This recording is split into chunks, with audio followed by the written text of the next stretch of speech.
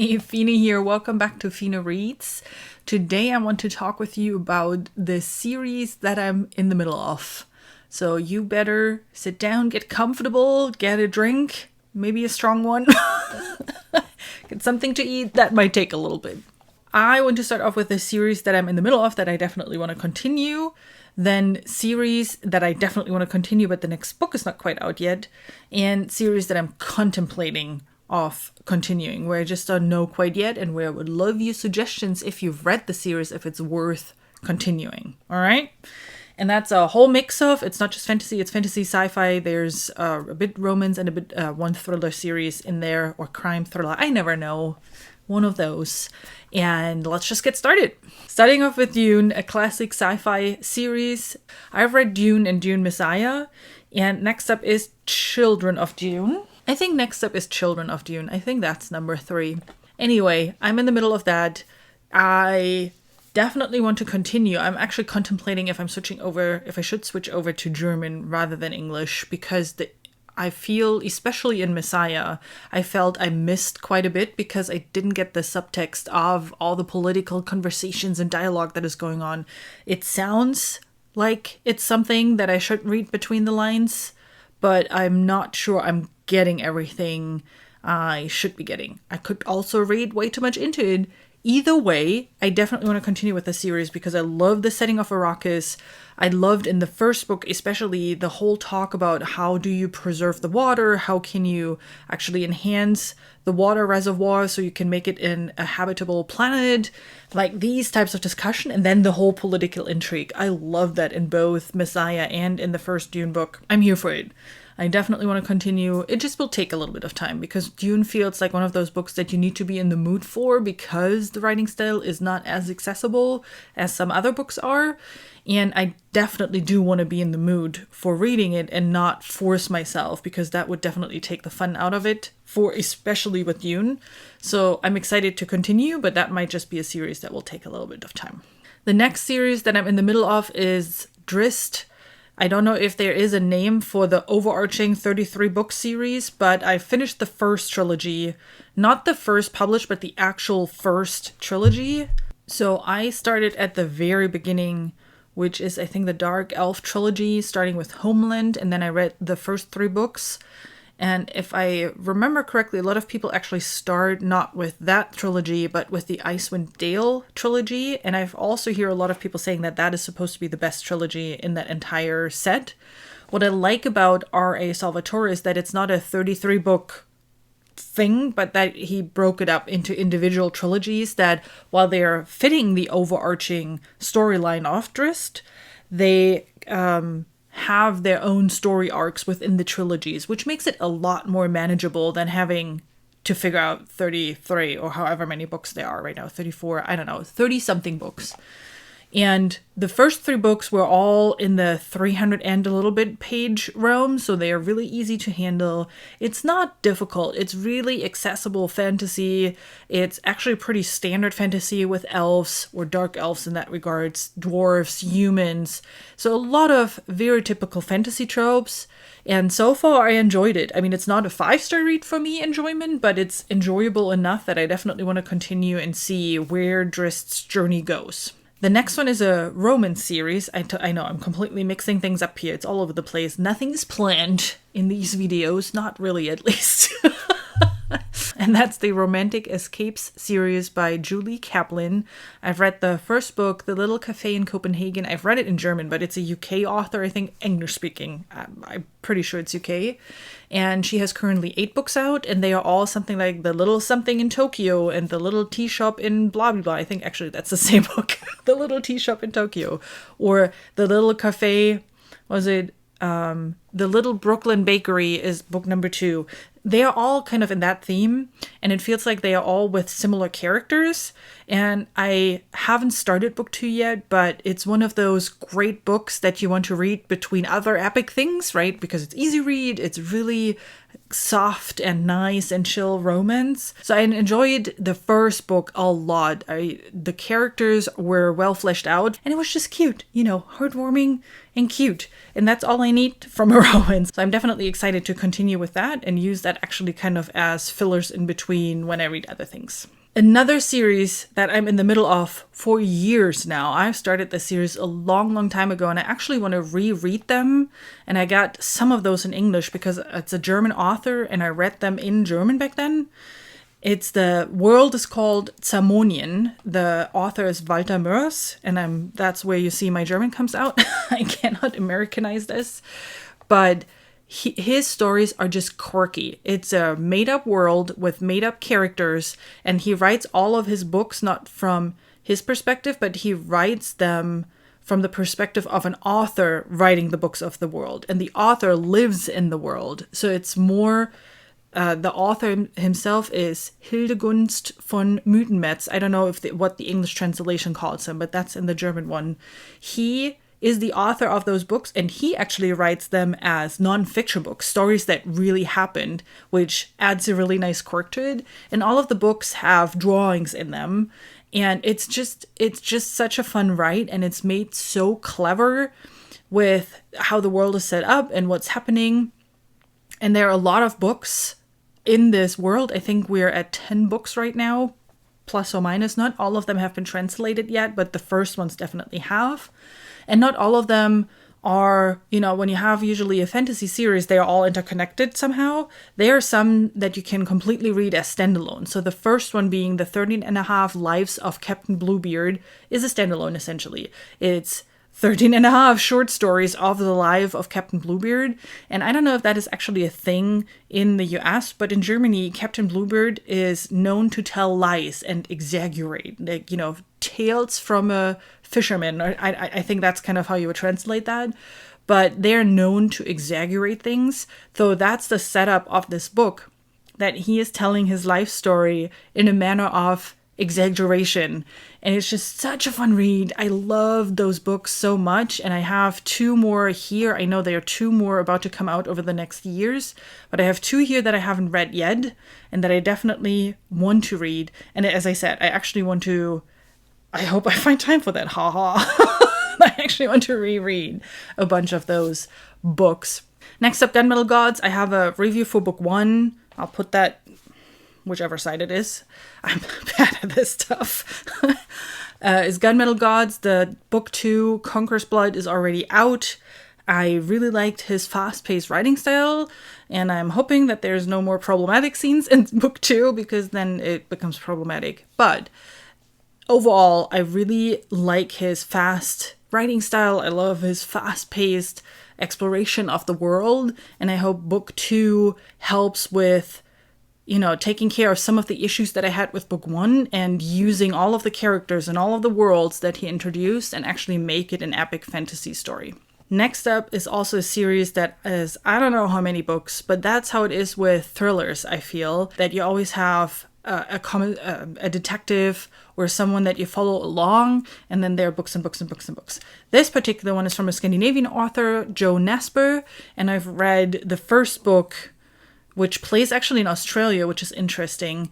And I really like the writing style. I like the dark kind of personality of the detective in that case.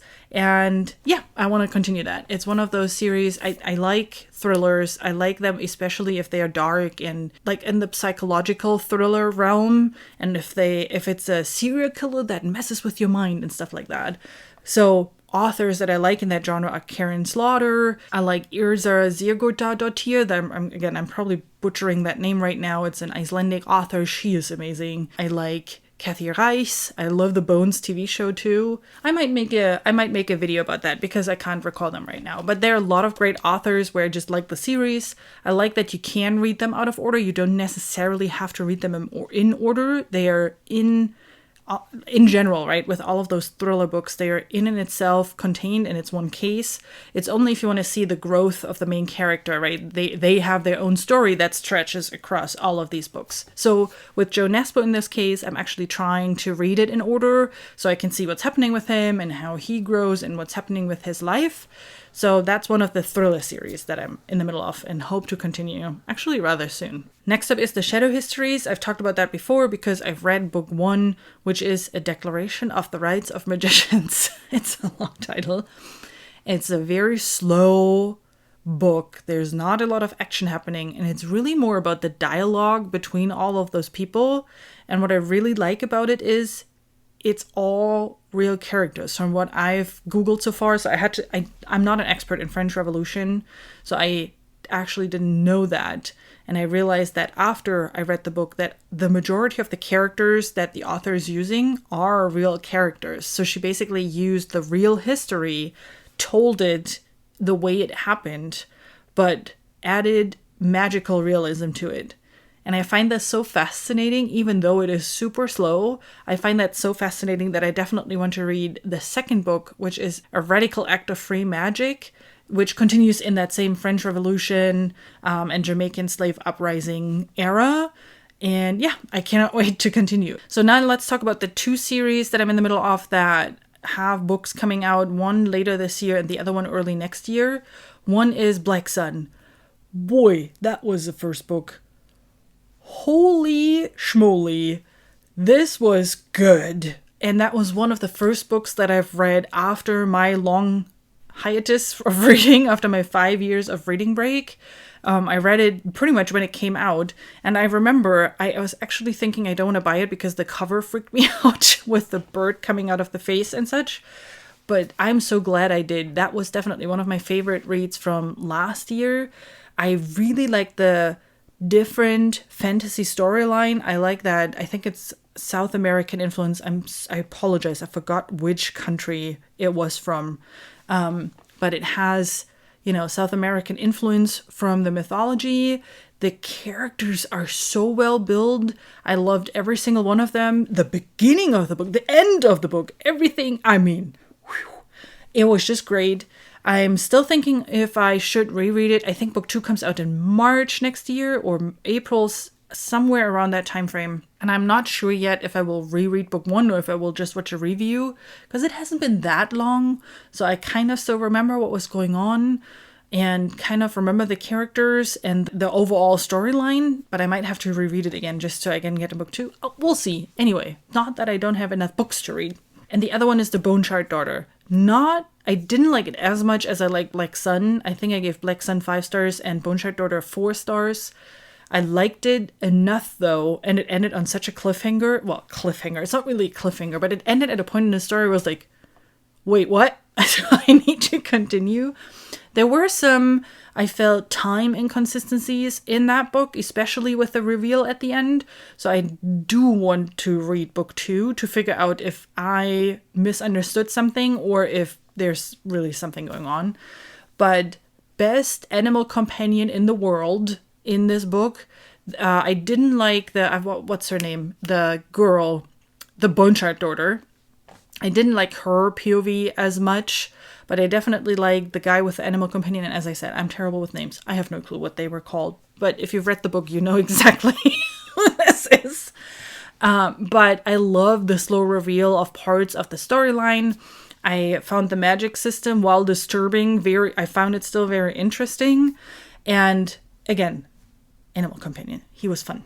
So, all right, let's talk about 3 series that I'm contemplating if I want to continue them. I'm just not sure. I liked the first books. They were okay. I think I gave them all. Well, 2 of them, I read the first books where I gave them 3 stars, and the other series, well, let's talk about that when we're there. So the first one is Firefly. I like the TV show. I'm not one of those huge fans that, I'm not big in this whole fandom thing, but I like the TV show. So I read the first book, and I actually had to switch between audiobook and reading because I couldn't read some of the stuff. The accent of, what's his name? He is played by the actor that has a very famous brother too. Names, I'm telling you, I'm terrible with names. Anyway, so the accent in the book was nearly unreadable for me. It was not much better in the audiobook, but I had a better idea of what's going on. And just that, I found the writing a bit, I don't know, too, So I'm not sure. I might try the second book and then see if I want to continue. It was, it was a 3-star read. It was fun. There was some bantering going on. Typical Firefly storyline, so we'll see. The other one is Arterben. It's the Kingdom of Grit, is I think the series called. So I read the first book. I have very mixed feelings about that I also talked about in a separate review, so you can watch that. But I'm still not sure if I want to continue with book 2. I'm intrigued. I kind of want to know what's going on, but it's a big book. And I was a bit annoyed at what happened in the first book. So yeah, I'm still not sure if I should continue that or not. We'll see. And the third series that I'm not sure if I want to continue that is actually classified as YA. It's Serpent and Dove. I inhaled the first book. I disliked the second book, and now I'm not sure if I want to read book 3 that just recently came out. I really enjoyed, I mean, it's simple writing, right? So the reason why I think it's classified YA, and I'm not saying YA is a bad thing, totally not. There are YA books that I really enjoyed, and Serpent and Dove, the first book, is definitely one of them. It was such a great story. I loved this enemy to lovers trope. I loved the magic part in it. I loved the exploration of the witches, and I thought the romance was kind of fun. But book 2 made it really, it was just long. It was way too long. It didn't need the amount of pages that it had. It could have been half, and then they could have made it a duology, I think. Again, I haven't read book 3, of course, but the reviews I'm reading are mixed. People are saying it's better than book 2, but not as good as book 1. That's kind of the gist of it, so I'm not sure if I want to read, I think it's Gods and Monsters is I think what book 3 is called. But anyway, I love book 1. I love both characters, both main characters. Again, names are escaping me right now. But I don't know if book 1... I think I actually gave it 5 stars, 4 or 5 stars. I'm not 100% sure, but I gave it a really good rating, and I'm not sure book 2 got 2 stars from me because it was just so bad. And just knowing, how book 2 was, I don't know if I want to continue. There was too much whining, too much moping, too much just sitting around and moping and, wondering and moping and being there was a lot of regretting what I just did, but then doing it again, and it was just painful to watch that. There was no character growth or in the wrong direction. And a lot of things that just didn't make a whole lot of sense. Well, tell me, have you read book 3? Have you read book 1 and 2? And are thinking about reading book 3? What are your thoughts on that? Anyway, so for the last 3, I definitely would love to hear from you. Do you think I should continue Firefly, The Kingdom of Grit, and Serpent and Dove? Do you think I should continue those? Or should I just, bite in the sour apple, as they say, and just DNF the series and be done with it? Besides that, what do you think about all the other series? Have you read any one of those? Is there something that stands out? Was there anything where like, ooh, that sounds interesting? Or, hey, I've read more of those books than you have, and it's going to be really good, or it's going to be really, really bad? Let me know. I would love to hear from you in the comments. And with that, I hope you have a great rest of your day, and I will see you soon with my next video. Bye!